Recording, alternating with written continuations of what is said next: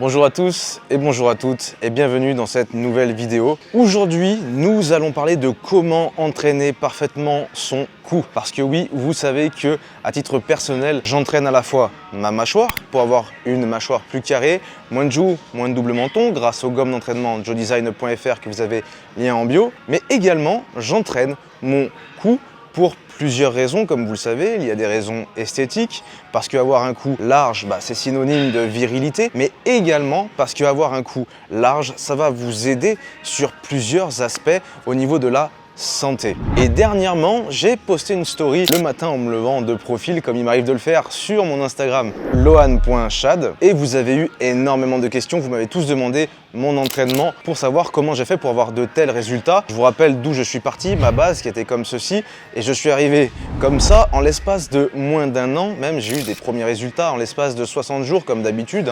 Lorsque ce sont des petits muscles, ça se développe vite. Alors aujourd'hui, je vais vous présenter mon entraînement pour avoir un cou plus large et surtout plus solide pour les sports de combat, les sports à choc. Donc c'est parti, j'espère que ça vous plaira. Donc là, on va commencer par le premier exercice qui est extension de tête, on va appeler ça comme ça. Les noms sont pas très excitants lorsqu'ils sont prononcés en français, c'est plus étudié aux États-Unis, mais voilà. On est sur de l'extension pour la nuque. D'ailleurs, c'est un exercice qui a été grandement étudié, notamment dans l'étude du PubMed que je vous ai mis juste en dessous. C'est parce que cet exercice-là a été élaboré de base pour les joueurs de rugby. Vous savez que les joueurs de rugby ont énormément de choc au niveau de la tête, forcément. Et donc, la première chose qu'on cherche à protéger, ce sont les cervicales. Et pour ce faire, on va en premier muscler les cervicales avec les sangles de tirage joedesign.fr.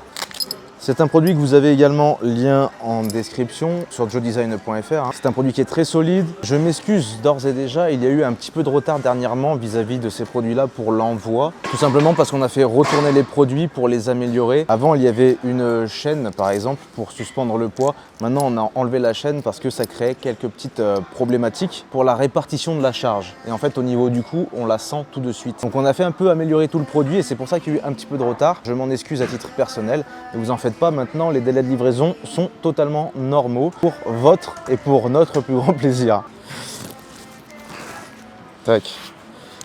Alors pour vous échauffer, parce qu'il quand même faut échauffer la zone, on va venir faire des répétitions comme ça à vide, juste avec le poids de nos avant-bras. Je suspends juste mes mains sur la corde, tac, et en fait ma nuque va simplement relever la légère force que j'applique. Une trentaine de répétitions pour commencer, ça échauffera.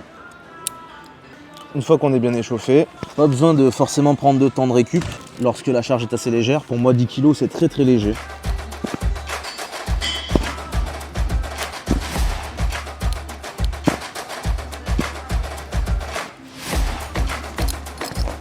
Personnellement, je vous conseille de faire cet exercice-là en montant par 3 charges de travail. Donc la première, vous suspendez entre guillemets vos avant-bras et vous vous échauffez avec vraiment beaucoup de reps. Ensuite, vous prenez une charge intermédiaire. C'est à voir aussi en fonction de votre niveau, mais il faut vraiment monter petit à petit. Et au mieux, c'est en 3 étapes.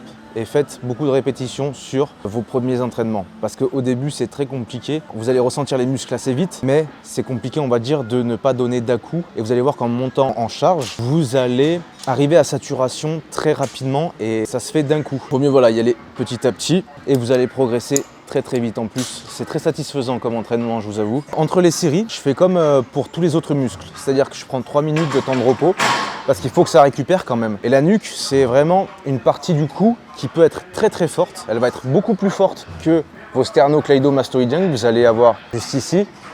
Le poids que je mets pour la nuque n'est pas du tout le même avec le poids que je mets pour entraîner les 2 sternocleidomastoïdiens en même temps. Donc pour vous dire à quel point la nuque est forte, et c'est pour ça d'ailleurs que je pense que c'est satisfaisant. On passe sur 20 kg.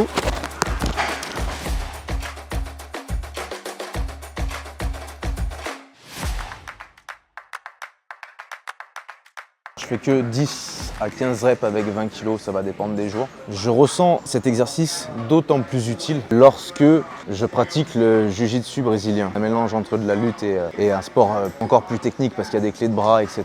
Il y a certains moments où, en gros, pour vous soumettre, votre adversaire va avoir tendance à appuyer sur votre tête pour justement avoir votre dos, passer dans le dos, faire un étranglement, etc. Et là, lorsque vous avez une nuque solide, votre adversaire peut être même plus lourd que vous.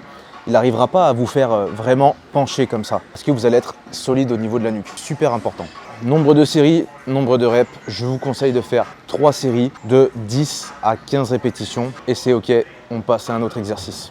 Ensuite, deuxième exercice, là on a entraîné la nuque. Maintenant on va s'attarder sur les sternocleidomastoïdiens qui vont vraiment beaucoup se voir de face et vont avoir un intérêt également lorsque par exemple vous prenez un choc de face. Les sternocleidomastoïdiens sont également beaucoup entraînés par les pilotes de F1 en faisant des exercices latéraux comme ça et également vers l'avant comme ça. Ça c'est plus les boxeurs qui font vers l'avant parce que quand on se prend un crochet ou un direct, ça vient taper le menton et ce qui tient la tête, ce sont littéralement les deux muscles que vous avez ici qui se rattachent sur les clavicules comme ça et sur cet endroit-là au niveau de votre crâne. Pour entraîner cette partie-là, vous avez deux options, il y en a une que j'ai découverte et que je préfère et vous allez comprendre tout de suite pourquoi. Soit on pose un disque sur le front et on va faire ce mouvement-là.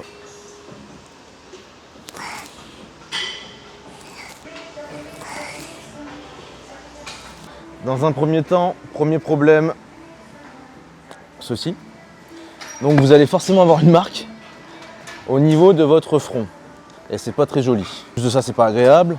Et en plus de ça, la tension qui est appliquée lorsque c'est fait de cette manière n'est pas totale et n'est pas au plus proche du réel dans la mesure où, sans le faire exprès, vous allez vous aider de vos mains. Et quand je vois certaines personnes, je ne citerai pas le nom, arriver et mettre des disques de vin comme ça sur la tête et faire les mongols à faire genre que c'est leur cou qui le lève, c'est pas votre cou qui le lève les gars, c'est 50% vos bras, ça sert à rien.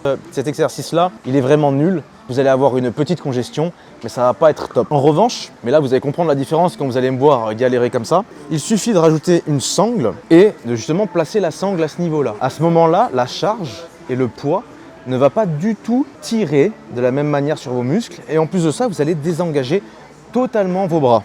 Et vous allez voir que franchement, quand vous croyez pouvoir lever 30 kg, 20 kg sur cet exercice-là, en fait vous vous rendez compte que ces muscles-là sont très faibles de base et que vous pouvez lever, allez, vous pouvez faire des séries uniquement avec 5 kg. D'ailleurs, je vais vous le montrer juste avec 5 kg. Je mets mon ego de côté, je vous montre la réalité des choses, hein, c'est mieux. Tac, en gros on met comme ça. Et là d'un coup, vous désengagez vos bras, il faut bien trouver le mouvement.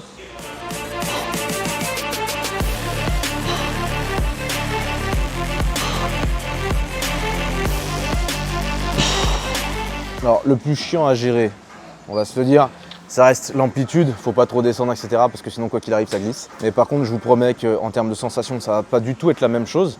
Et en termes de résultat, ça ne va pas être la même chose non plus parce que forcément il y a plus de tension lors de l'étirement, également plus de tension lors de la phase de contraction. Je vous conseille pas de mettre très lourd et toujours pareil de faire 3 séries de 10 à 15 répétitions avec une charge appropriée pour que vous puissiez exploiter l'intensité maximale lors des dernières reps, etc. En gros, que vos dernières reps soient les dernières que vous puissiez faire, donc 10 à 15 répétitions, 3 séries avec 2 minutes de temps de repos parce que tout de même ça récupère vite en termes d'énergie, plus vite que la nuque par exemple. Alors là, ce que je vais vous montrer comme troisième exercice, c'est une variante. Je vous avais présenté ce genre d'exercice d'ailleurs avec Malik sur une autre vidéo, mais à la poulie. Et là, l'étirement, on se sent bien. Donc avec tout le harnais, etc., vous pouvez vraiment faire à la poulie, c'est super efficace, vous allez avoir des sensations de fou, mais quelque chose qui peut être tout aussi bien si jamais vous n'allez pas en salle et que vous voulez carrément entraîner votre cou chez vous, parce que personnellement, là on est à la salle pour vous illustrer, mais de base, moi j'entraîne le cou le matin. Déjà, ça me met en bonne humeur, ça me met en bonne forme. Je sais pas pourquoi, c'est un aspect psychologique cet entraînement. J'adore ça. Donc j'entraîne le matin chez moi. Et j'ai dû trouver une variante à cette fameuse poulie. Tout simplement, on reprend cette sangle qui est fournie avec le harnais, hein, donc vous en faites pas. Et pareil, c'est une sangle, c'est du solide, hein. C'est une double sangle en fait pour vraiment que ça soit résistant. Donc voilà, c'est vraiment le top. Parfois les trucs simples, en fait, c'est étudié aussi, tu vois. Comme tout à l'heure, tac, on se met bien sur le côté. Donc le buste plus incliné vers l'extérieur comme ça. On va essayer de rapprocher le haut du front à l'épaule. Ma main qui est ici, elle est juste pour stabiliser, hein. Aucun autre rôle. On étire, on sent l'étirement, on ne donne pas d'à-coups, on ne fait pas trop vite. Dernier exercice, donc comme j'ai dit, c'est également quelque chose que vous pouvez faire chez vous parce que je sais que parfois entraîner son cou devant tout le monde c'est assez compliqué. Et moi-même j'ai la flemme de le faire à la salle, donc pour vous dire, mais chez vous, très simple. C'est un exercice qui de base est fait par les lutteurs, très intéressant notamment pour la force comme je l'ai dit tout à l'heure. Vous prenez, là j'ai pris ma veste, vous pouvez prendre une serviette, c'est mieux avec une serviette hein, d'ailleurs, vous pliez comme ça. Vous allez venir appuyer en fait votre front sur le sol. Vous pouvez vous aider de vos mains, hein. Donc comme ça, sur les genoux, parce que si on se met sur les pieds c'est directement plus difficile. Hop, on vient poser le front ici et au début, on va simplement étirer un coup un côté, un coup l'autre, comme ça. Et remonter vraiment avec le cou. Tac. Vous poussez vraiment sur le front. Alors évidemment, il y a plusieurs variantes. Vous pouvez également poser un peu plus sur le crâne comme ça. Et vraiment plus focus sur le latéral. Après, on peut se mettre sur la pointe des pieds, etc. Enfin, être sur les pieds, vraiment. Au plus, vous allez avoir votre corps en fait dans ce sens-là, avec justement la tension qui se répartit davantage. Sur les pieds, c'est comme le gainage en fait. Ça va être de plus en plus difficile au niveau de vos muscles et du coup, vous allez être de plus en plus formé. C'est quelque chose qui est technique, c'est quelque chose qui est compliqué. Moi-même, je le fais même pas sur la pointe des pieds. Je me limite à le faire avec les genoux par terre. Toujours pareil, en série de 10 à 15 répétitions. Je fais jamais en dessous pour le moment parce que sinon on sait jamais. Vaut mieux faire des séries assez longues plutôt que d'un coup mettre très lourd et ça peut causer des problèmes. Il n'y a pas d'ego à avoir en ce qui concerne le développement de soi. Hein. C'est chacun son niveau, chacun voilà. Mais cet exercice-là est vraiment pas mal. Vous pouvez également ensuite faire du gainage au niveau des sternocleidomastoïdiens. Pareil, vous allez le ressentir à fond sur cette partie-là. Personnellement, pour cet exercice, je fais un coup gauche-droite, ok, avec pareil 10 reps. Ensuite, 30 secondes gainage sur le front, 1 à 2 minutes de temps de repos et je repars. Et je fais ça 3 fois toujours et après, l'entraînement est terminé. Donc voilà, vous avez un entraînement cou vraiment complet qui va vous donner de super résultats. Essayez-le, dites-moi ce que vous en pensez en commentaire, dites-moi ce que vous arrivez et ce que vous n'arrivez pas à faire. Et en fonction, je vous répondrai et je vous dirai justement comment orienter davantage votre entraînement, etc. Parce que, comme je vous ai dit, là, il y a un peu tous les niveaux confondus. Je vous ai donné des variantes, mais ce n'est pas pour autant que vous allez forcément y arriver d'un coup. Donc si jamais vous rencontrez le moindre problème, vous pouvez me le dire en commentaire et je trouverai une solution pour que vous puissiez le faire au mieux. Cette vidéo est terminée. N'oubliez pas que pour avoir ces sangles-là, c'est toujours lien en description sur le site joedesign.fr. N'hésitez pas à mettre un petit like à cette vidéo, à vous abonner, à activer la cloche des notifications. Prenez soin de vous et je vous dis à la prochaine pour une autre vidéo.